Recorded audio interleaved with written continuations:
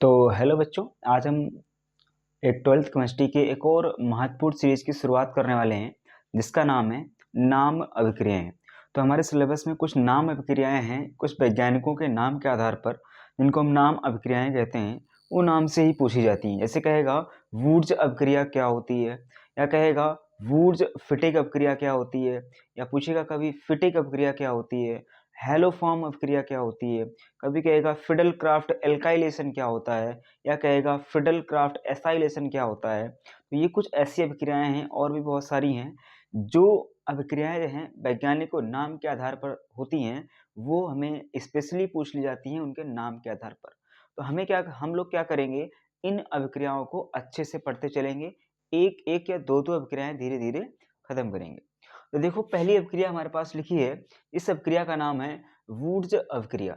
तो इस वुर्ज अभिक्रिया में क्या होता है, हमें क्या करना है, हमें याद करना है। क्या हमें हमसे ऐसे पूछा जाएगा, बताओ वुर्ज अभिक्रिया क्या है, तो हमें याद करना पड़ेगा कि जब कभी हमें वुर्ज अभिक्रिया करानी है तो ये अभिक्रिया किसकी है, इस अभिक्रिया में कौन सा अभिकारक लिया जाता है और किसकी उपस्थिति में ये अभिक्रिया होती है।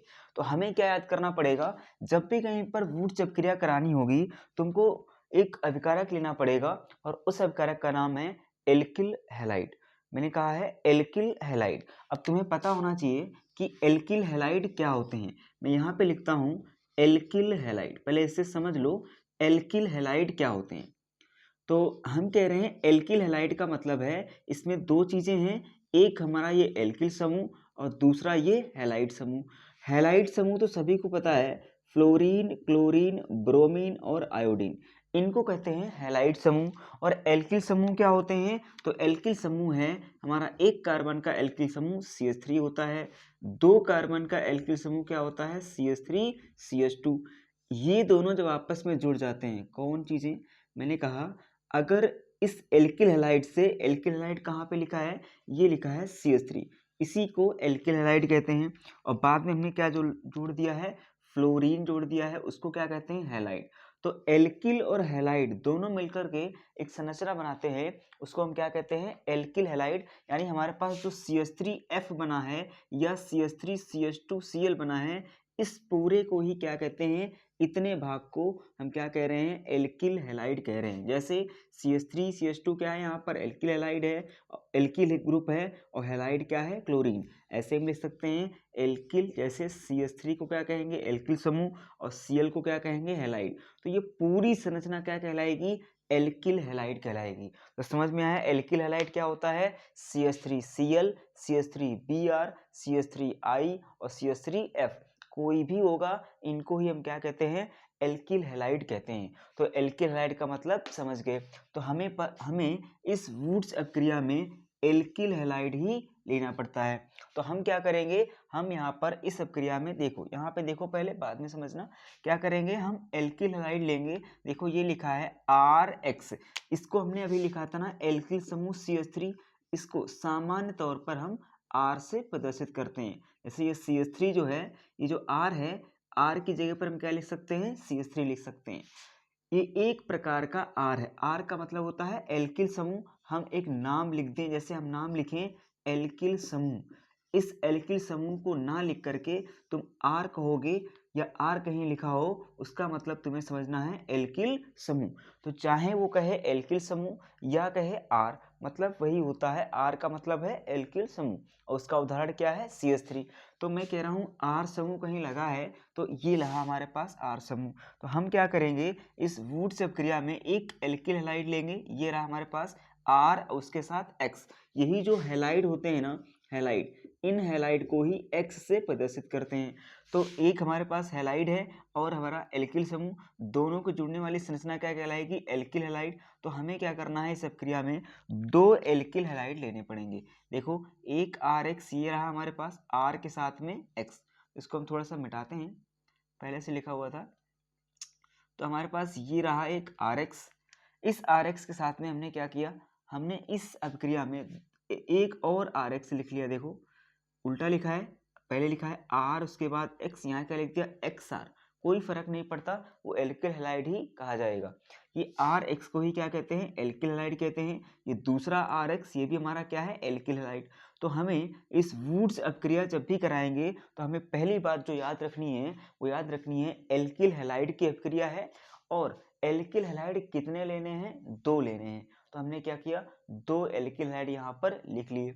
अब 2 एल्किल हैलाइड हैं तो सोडियम भी कितने चाहिए तुम्हें, 2 एल्किल हैलाइड लेना है, उसकी अपक्रिया करानी है सोडियम के साथ में। हम कह रहे हैं जो भी लाओगे 2 लाओगे। तो हमने कहा एल्किल हैलाइड कितने लिए हमने, 2, तो सोडियम भी कितने लेने पड़ेंगे, 2। तो इतनी तो कंडीशन है और उपस्थिति होनी चाहिए शुष्क ईथर की। फिर अपक्रिया में क्या होता है वो हम बताएंगे। तो पहले तुम्हें क्या याद करना है कि वुड्स अपक्रिया के अंदर हम एल्किल हैलाइड लेते हैं, आर एक्स लेते हैं, कितने लेते हैं, 2 लेते हैं। साथ ही साथ सोडियम से अब सोडियम भी मिलाते हैं उसमें, सोडियम भी कितने लेने हैं, 2। और किसकी उपस्थिति होती है, शुष्क ईथर की उपस्थिति होती है। पहली इतनी बात याद करनी है।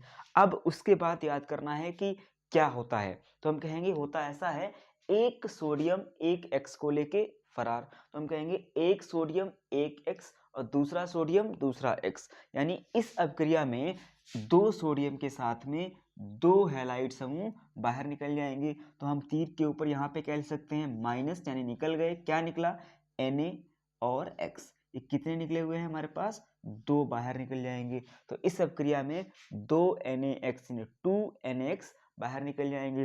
और हमें पता है जो कुछ बाहर निकल जाता है उसके बाद जो कुछ भी बचता है वो आपस में जुड़ जाता है। तो देखो यहाँ पे क्या बचा, R, और इधर भी क्या बचा, R। तो ये वाला R और ये वाला R दोनों मिलकर क्या बना लेंगे, R और R। और हमें पता है कहीं पर R और R लिखा हो इसको क्या कहते हैं, एल्केन कहते हैं। क्या कहते हैं, एल्केन कहते हैं। अब हम क्या करते हैं, थोड़े इसके उदाहरण उदाहरण हम क्या करेंगे, कुछ उदाहरण कर लेते हैं। ये जो फिटिक अपक्रिया है ये बाद में करेंगे, ठीक है। चलिए करते हैं।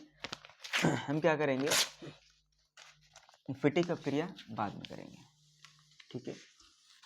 तो पहले इसी वुड्स अपक्रिया के कुछ अन्य उदाहरण भी कर लेते हैं। देखो हमने क्या कहा है, अगर ये वुड्स अपक्रिया करानी है, इस वुड्स अपक्रिया में क्या होगा, हमें कोई एल्किल हैलाइड लेना है। मैंने बताया एल्किल हैलाइड का मतलब होता है ये हमारा है आर एक्स एक एल्किल हैलाइड। हम क्या करेंगे, R की जगह पर हम क्या लिख सकते हैं, हम CH3 लिख सकते हैं। CH3 एक प्रकार का एल्किल समूह होता है। और X की जगह पर क्या ले लिया हमने, हम कहेंगे हमने क्लोरीन ले लिया। तो ये पूरी की पूरी जो संरचना है ये एल्किल हैलाइड है। क्या है ये, इसको ही हम क्या कहेंगे, एल्किल हैलाइड कहेंगे। अब अगर और अच्छे से इसका नाम लिखना चाहें तो बताओ एल्किल का नाम क्या हो जाएगा, एल्किल हैलाइड का इसके अनुसार नाम क्या होगा।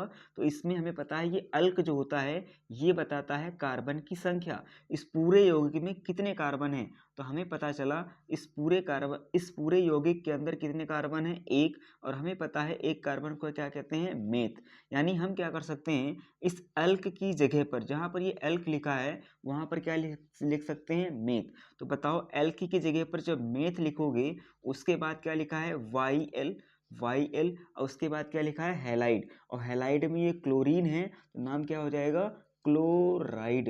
तो अच्छे से इसका नाम क्या हो गया, हम कह सकते हैं ये एल्किल हैलाइड में हमने लिया है इसमें एक कार्बन है और क्लोरीन है, तो इसका नाम क्या हो जाएगा, या तो एल्किल हैलाइड कह सकते हो और अच्छे से स्पेशली कहना पड़े तो क्या कहोगे, मेथिल क्लोराइड। तो हमने क्या किया है, हमने एक ऐसा एल्किल हैलाइड लिया है जिसका नाम क्या है, मेथिल क्लोराइड। इसको मिटा करके हम सीधे सीधे क्या लिखते हैं, मेथिल क्लोराइड लिखते हैं। तो हमारे पास एक एल्किल हैलाइड है जिसका नाम है मेथिल क्लोराइड। और हमें अभिक्रिया कौन सी करानी है, हमें एक अपक्रिया करानी है। उस अपक्रिया को हमने अभी पढ़ा है, उसका नाम क्या है, वुड्स अपक्रिया। तो वुड्स अपक्रिया में हमने एक एल्किल हैलाइड लिया। हमें कंडीशन पता है कि अगर इस एल्किल हैलाइड के साथ कि हमें वुड्स अपक्रिया करानी है तो सबसे पहले हमें ये बात ध्यान रखनी पड़ेगी, एल्किल हैलाइड कितने लेने हैं, 2। तो और सोडियम भी कितने लेने हैं, 2। तो हम लिखने का तरीका क्या है, पहले हम एल्किल हैलाइड पहला वाला लिखेंगे, फिर लिखेंगे सोडियम कितने लेने हैं, 2, और प्लस करके दूसरा वाला एल्किल हैलाइड भी लिख लेंगे। और उसको कैसे लिखेंगे, यहाँ उल्टा करके, तो ऐसे लिखेंगे Cl और उसके बाद CH3 ताकि हमारा उत्पाद आसानी से हमें मिल जाए। बताओ इसके बाद क्या करेंगे। हमने कहा था इस अपक्रिया में ये भी मेथिल क्लोराइड है, ये भी मेथिल क्लोराइड है। इस अपक्रिया में एक Cl के साथ एक Na और दूसरा Cl के साथ दूसरा Na। तो यहाँ से बताओ बाहर क्या निकल जाएगा, हमें पता चल रहा है, माइनस करके लिख देंगे 2Na और उसके साथ Cl, 2 NaCl बाहर निकल जाएंगे। देखो Na के साथ Cl और दूसरे Na के साथ भी Cl, जो बचा हुआ है वो आपस में जुड़ जाएगा। बोलो क्या बचा है, CH3 और CH3। यहाँ पर जो चीज़ हमें मिली है क्या मिली है, CH3 और CH3।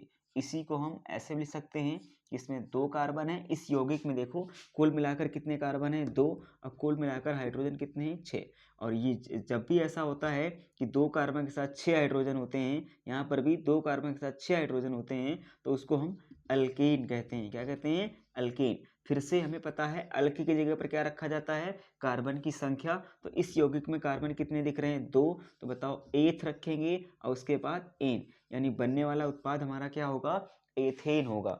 तो वुड्स क्रिया में हमें क्या मिलता है, एल्केन प्राप्त होते हैं, ये बात ध्यान रखनी है। और हमने कहा इस वुड्स अपक्रिया, जब हमने मेथिल क्लोराइड की वुड्स अपक्रिया कराई, हमारे पास मेथिल क्लोराइड की वुड्स अपक्रिया है, उस मेथिल क्लोराइड से हमने क्या बना लिया, एथेन बना लिया। एथेन में कार्बन की संख्या कितनी थी, 2, और इस एल्किल हैलाइड में कार्बन की संख्या कितनी थी, 1। यानी जब हम वुड्स अपक्रिया करते हैं तो वुड्स अपक्रिया में अभिकारक की तुलना में, अभिकारक कौन है, मेथिल क्लोराइड, उसकी तुलना में उत्पाद के अंदर कार्बन की संख्या 1 बढ़ जाती है, 1 कार्बन बढ़ जाता है। तभी कहते हैं कि वुड्स अपक्रिया में जब एल्किल हैलाइड की क्रिया सोडियम के साथ में शुष्क ईथर की उपस्थिति में कराते हैं तो हमें क्या प्राप्त होता है, उच्च एल्केन प्राप्त होते हैं। ठीक है, तो हमने ये लिख दिया। आगे देखो इसी का एक और उदाहरण कर लेते हैं हम लोग। जैसे अगर हमारे पास मान लीजिए अगला हमारे पास एल्किल हैलाइड है जिसका नाम है C2, जिसका सूत्र क्या है, C2H5Cl। अब हम इसी अपक्रिया को थोड़ा और आसानी से लिखने की कोशिश करेंगे, शॉर्टकट में लिखने की कोशिश करेंगे। देखो हमारे पास एक एल्किल हैलाइड है जिसका सूत्र क्या है, C2H5Cl। ये एक एल्किल समूह है, ये हैलाइड है, तो पूरा क्या हो जाएगा, एल्किल हैलाइड। और चूंकि इसमें इस पूरे के अंदर 2 कार्बन है तो इसका नाम अगर लिखना चाहो तो फिर क्या लिखोगे, इसका नाम लिखेंगे एथिल क्लोराइड। क्या कहेंगे, एथिल क्लोराइड। एथ इसलिए लगाया क्योंकि कार्बन कितने हैं, 2, तो एथिल क्लोराइड हो जाएगा। अब हमें पता है एथिल क्लोराइड कितने लेने पड़ेंगे, 2। साथ में अभिक्रिया कराएंगे सोडियम के साथ, वो भी कितने लेने पड़ेंगे, 2। और उपस्थिति किसकी होनी चाहिए, उपस्थिति हमेशा होनी चाहिए किसकी, शुष्क ईथर की उपस्थिति होनी चाहिए। तो बताओ जब शुष्क ईथर की उपस्थिति में एल्किल हैलाइड की अभिक्रिया सोडियम से कराते हैं तो अभिक्रिया का नाम क्या होता है, वुड्स अभिक्रिया होता है। बताओ इस वुड्स अभिक्रिया में क्या होता है, एक सोडियम एक Cl को और दूसरा सोडियम दूसरे Cl को लेके चला जाएगा। तो बताओ यहाँ से 2 सोडियम और यहाँ से 2 Cl, तो बताओ बाहर क्या निकल जाएगा, हम कहेंगे 2 NaCl बाहर निकल जाएंगे। यहाँ माइनस करके लिख दिया। अब बताओ उत्पाद के फलस्वरूप क्या बनेगा, तो उत्पाद के फलस्वरूप हमारे पास बनेगा C2H5 और एक और C2H5, यानी हम ऐसे लिख सकते हैं C2H5 साथ में C2H5। देखो यही तो बनेगा, C2H5 बंद C2H5, ऐसा होगा, C2H5 बॉन्ड C2H5, ऐसा होगा।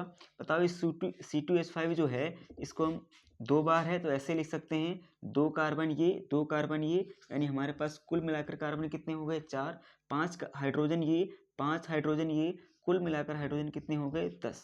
अब हमें पता है जब भी 4 कार्बन के साथ 10 हाइड्रोजन होते हैं इस वाले यौगिक को क्या कहते हैं, अल्कीन कहते हैं। क्या कहते हैं, अल्कीन। अब बताओ अल्केन में, इस वाले अल्केन में कितने कार्बन है, 4, और 4 कार्बन को क्या कहते हैं, ब्यूट। तो एल्क की जगह पर क्या लिख देंगे, ब्यूट। उसके बाद क्या लगाएंगे, एन, यानी हमें क्या प्राप्त हुआ है, ब्यूटेन प्राप्त हुआ है। यानी हमने एक एल्किल हैलाइड ऐसा लिया था जिसमें कार्बन की संख्या कितनी थी, 2, लेकिन हमारे पास जो उत्पाद है उसमें कार्बन की संख्या कितनी है, 4। यानी वुड्स प्रक्रिया में जितने कार्बन का एल्किल हैलाइड लोगे उस एल्किल हैलाइड में जो कार्बन है उसकी तुलना में जो उत्पाद बनेगा, जो एल्केन बनेगा, उसमें कार्बन की संख्या 2 गुनी हो जाएगी।